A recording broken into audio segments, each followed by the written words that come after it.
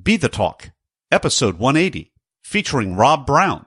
Welcome to Be the Talk. We go behind the talk 7 days a week for tips and techniques to help you change the world. I'm Nathan Eckel, and a talker myself. I'm interviewing others who change the world with their talk. You can too, even if you've never given a talk before. Let's get started with today's show.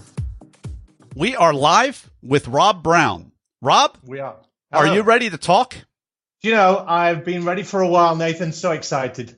Rob Brown is the CEO and founder of the Business Development Academy, which helps large accounting firms massively increase their revenues, sales, and work-winning capability. Best-selling author of the book, Build Your Reputation, Rob also hosts the Top 100 Club accounting podcast. So from one podcaster to another, welcome Rob Brown to the talk. That's a very warm welcome. Thank you, Nathan. Your TEDx Nottingham talk was called The Personal Brand of You, just like the book. I think we have a few things in common. I love that you also have spent an awful lot of time networking, and I love that you took track of it as an accountant. You have a dollar figure or a pound figure, and it was an awful lot of money, a lot of man hours, and not a whole lot of sales from that. So please take us behind the talk. Whoa, yeah. Well, you know how it's a bit like preaching. If you understand where a talk came from, preachers have a message that God puts on their heart, and I wanted to get this message out. So when I was offered an opportunity to do a TED Talk, I thought this is a perfect time to get this very sad story of how I got out of teaching, got into selling insurance, and was lousy at it for a couple of years. And truth be known, I'm not an accountant. I just help accountants.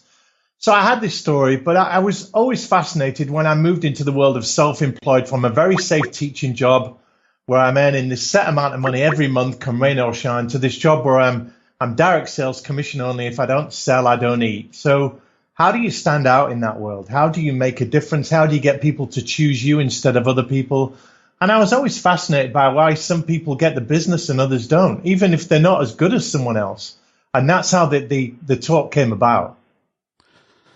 How do some people get the business and others don't? Because you were going around, you had like 200 or 300 hours logged. You were pressing the flesh. You collected like 947 business cards, and then you had a big goose egg at the end in terms of actual business generated. And my results, maybe not as much on the effort side, but very similarly in many cases on the revenue side. So what is different about the people that actually get the results where it counts, Rob? Well, in our game, Nathan, you think that being busy is being productive, but I was going to all of these networking events thinking that was the answer. But I was breaking so many rules and making so many mistakes. For instance, you'd get a handful of business cards at a networking mixer. You bring them back to your office. You put them on the desk and you turn the other way and say, right, where was I? Now, you can see that mistake I'm making right there, but I couldn't see it at the time. So I was lousy. I wasn't cataloging all the conversations I was having at the time. It was only afterwards when my wife said to me, okay, you've done all this networking, but how much business have you done? Whoa, that's that hit between the eyes. So I thought that, there's lessons here. Can I turn this around? And that quote that she said, and I said, I don't know why I've not done it. I've had 987 conversations. And she said, Rob, that's your problem. You count your conversations, but you don't make your conversations count. Boom. Say that again. You count your conversations, but you're not making your conversations count. That's the one. Wow. That's gold right there, isn't it? And how annoying that the wife's right again. Well, that's part of why they're there. if we'll listen to them, and a lot of times we kind of don't. So I mean, you had some really bad habits. I have had the same bad habits and still have the same bad habits, although I'm doing a little bit more podcasting than networking these days. And it's kind of funny how the results get better when you're actually creating and producing and inviting people in, as a fellow podcaster into something of value where it can be, archived and spread and everything else. But not everybody can, start a podcast quickly or whatnot. What are some things we can do to just break that habit and start making the conversations count, Rob? Well, first you got to be strategic. So I kept showing up at the wrong events, talking to all the wrong people. No matter how good your conversations are, if you're not talking to the right people at the right time. So that's a biggie. And there are so many different ways to network now. For instance, I've identified 7 different ways, and you've got to pick one that plays to your strengths and your style. And once you get that, you're in the game. Then I'm a big believer in, and you'll ask this of your TED Talks, do you rehearse it or do you wing it? And a good thing is to have some scripts ready, some questions, because, and here's another soundbite for you. The worst time to think of the best thing to say is when you're saying it. You're nodding because you know that. Have you learned that by experience? Well, I just know the feeling. Come on, Talk Universe. You've been there too. You're mingling around and you're trying to ask an intelligent question. A lot of times it doesn't happen. A lot of times you have a least intelligent question. And I found that that is proportional to the degree of importance of the person that you are surprised to be talking to. So little TMI here. So you have 7 ways to network. Obviously you have these great resources behind all that. But what was the turning point for you, Rob? When did you decide that, I've cataloged all of this stuff. Obviously it doesn't make any sense, but not only do I have to change, I want to change, and I want to help other people change so that they can put their networking or their value adding to work for them. It was one of those seminal moments, Nathan, where you get to that point where there's no going back. So it was a moment of intense shame, humiliation, when I had to admit to my wife that I'd gone out and done all of this networking and not done much with it, not got much from it. So you're embarrassed at that point, and you're embarrassed into going back to teaching on what you were doing before. I thought, I've really got to make this work. You know, the idea of the Vikings, when they conquered somewhere, when they landed somewhere in the boats, the first thing that they did, they would burn their boats. So there's no going back. They conquered the land, got the trees, got the resources, built new boats and went further on, or they died trying. So I thought I either go back to teaching and that's it, or I burn it and I really go for this. So I started to be a lot more intentional with my relationship building. And I often say your richest resources are in your richest relationships. So I really started to embrace that, ask better questions, take more of an interest. And before you know it, things start to happen in a much better way. We've been enjoying this conversation with Rob Brown, coming to us from TEDx Nottingham over in the UK. His talk is called The Personal Brand of You. And in just a moment, we're going to pivot over to you, Talk Universe, because it is time for the Blitz Round. People ask, how could I start a 7-day-a-week podcast? It's because of what I've learned from my mentors. Some of the best mentors in history aren't around anymore. They've left hours of one-on-one mentoring behind in their books. Each month at Classics on Tap, I record a new chapter from a classic business book to help you make a difference. Download your first chapter at classicsontap.com. And we're back with Rob Brown. It is time for the Blitz Round. This is where I'm going to ask Rob a series of either-or questions related to the prep and performance of his recent talk. Rob, are you ready? Oh, yes, so ready. All right. Question number 1. Were you selected to speak or did you apply? I was invited to speak. Are you a memorizer, an improviser, or a blender? I have a good memory, but once I get the structure of the talk in, I then go in and improvise. So I guess I'm a blender. Okay. How did that serve you, Rob? I've always been pretty good at hitting the time, but I just had a rough idea of what I wanted to say. And then that way it's a bit more spontaneous for me. You're not doing it word for word.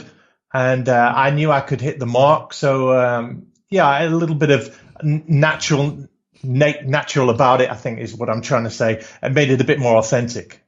Now, did you have nerves, or were you in the zone, or neither, or both? Yeah, that's a good one. I get nervous 5 seconds before I go on stage. And within 5 seconds, once I'm on, it's gone. So that's great. How does that work for you? Is it because of the preparation, or is that something that you've just found? Well, there's a lot at stake when you hit a talk. You've got to nail it. You've got an audience to impress. You've got a message to get across. So there's pressure on that. And I don't care how good you are, you can't afford to get complacent. So I embrace that pressure. But as you talk a lot about in your podcast, you then get into that zone, and that's what allows you to perform and do what you know you can do and get the result you want. Rob, what's a tip, a technique, or a tool that helped you? I like the slides, but I don't have very much on my slides at all. Sometimes it's an image, sometimes it's one word. And when I look back on my talk and other TED Talks, mine's quite slide heavy. And going back, I may have changed that. I've not seen a lot of TED Talks before I was invited to speak. So I'd go with less slides, but they're still pretty powerful. If you can put an image with some words, that would be a good tip for people. Now, this isn't my normal talk question, but I mean, you've got a lot of views on your talk. I mean, is that a lot? I mean, you talk to people like this all the time. So what, we got 110,000? Is that a lot for a TEDx talk? I think just about the vast majority of guests would love to be in that spot where you've got 6-figure views, right. For sure. Now, I mean, I've had people that have had, millions of views, but, I mean, it all starts in the same place.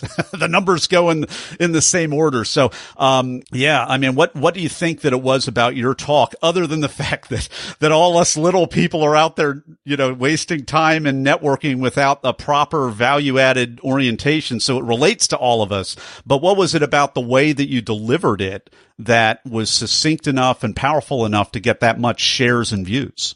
You flatter me. I don't know if it was specifically the talk that got the views, but I appreciate the compliment. It was a decent talk. It was only 12 minutes in while I really started to give the value, because I was setting the background and the context and creating the problem. But maybe that's what it was, that I was sharing this common enemy of, we all need to stand out. There's a lot of noise in the world. So maybe that helped. Because I speak and network, I put it in my email signatures. I'm proud of doing a TED Talk. It's a big thing for me, and that never loses its aura, if you like. So if you're proud of it, you want to get it out there. So a bit of self-promotion, a little bit of viral. I think if you have a few sneezers or advocates that will share it about. But you know what? The final thing is 2012, I did that talk, Nathan. So that is quite a long time. And you have that ramp up to get those views. So I'm trying to be humble, but yes, I was awesome. Well, yes, you were. Yeah. And I mean, humble bragging is sometimes the name of the game on it. Well, and it's impacted a lot of lives. I mean, that's really what it's all about. Muhammad Ali said it ain't bragging if you've done it. For sure. I like that one. Well, here's the cut for time question, Rob. What was the most painful part of your talk that you had to cut out? I went the opposite way. I had not enough that I wanted to get in. So I had this idea of the red box, and I had 2 or 3 things people could do to stand out. And I could have expanded those, but I contracted those so I could get more in about the story. Because I thought if people can relate to me and the pain that I went through, they'll relate more to the solutions that I'm trying to provide. So 2/3 of my talk was creating the problem. And then a few things about networking and raising your profile and being a little bit different. That was the end of it. So that was the opposite in a way. Well, that's fascinating, because I've heard it said, scientifically, that when you are selling, people are twice as motivated to avoid the pain as they are to gain the pleasure.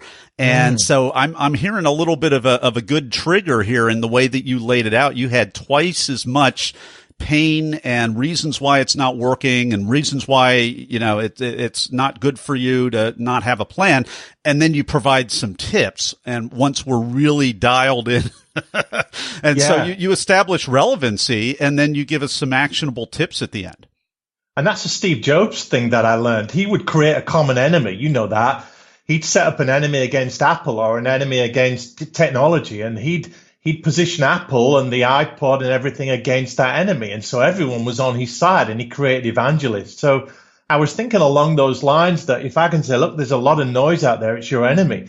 It's a fight for attention. How are you going to stand out? People would really realize, crap, yeah, you're right. That is a problem. And I wanted a lot of Me Too moments. Have you ever been in this position, or I did this and made this mistake and I've got this problem, so that people in the audience would say, wow, that's me. Once you can get them to say, that's me, they'll relate.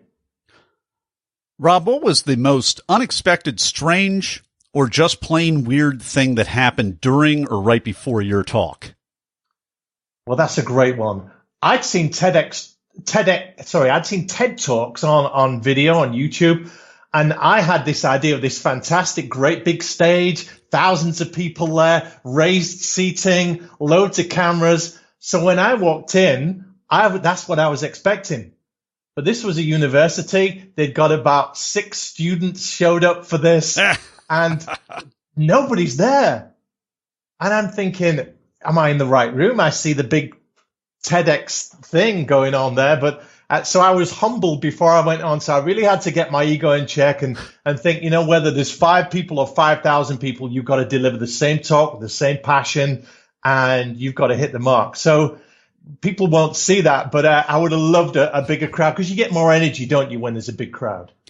We've been enjoying very candid conversation and blitz round with our friend Rob Brown, his recent TEDx Nottingham talk, actually from 2012. I'll call that still recent, but the personal brand of you. And I want to let you know where you can go to watch that talk, and go to our show notes page at BeTheTalk.com. And we'll also have a link to Rob's Academy. It's called the Business Development Academy, and that is at bdacademy.pro.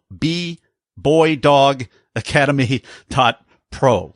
And we're going to come back in just a moment with Rob Brown and his final word of advice. Everyone wants to change the world, but not everyone knows the first step. Before you can change the world with your talk, it has to be selected. So grab the templates, timelines, and tools that I use to get my talk selected at BeTheTalk.com. And we're back with Rob Brown. What's your final word of advice for Talk Universe? I would say to people, you don't have to be radically different to stand out. There were hamburgers before McDonald's. Just take an idea or a concept and make it 10% different, and that's enough to stand out. More than that, you're too radical and you'll be rejected. So just a little tweak is all you need. Rob Brown, thanks so much for coming on the talk today and sharing your wisdom with Talk Universe. Nathan, the pleasure's been almost all yours. Thanks for listening to Be The Talk.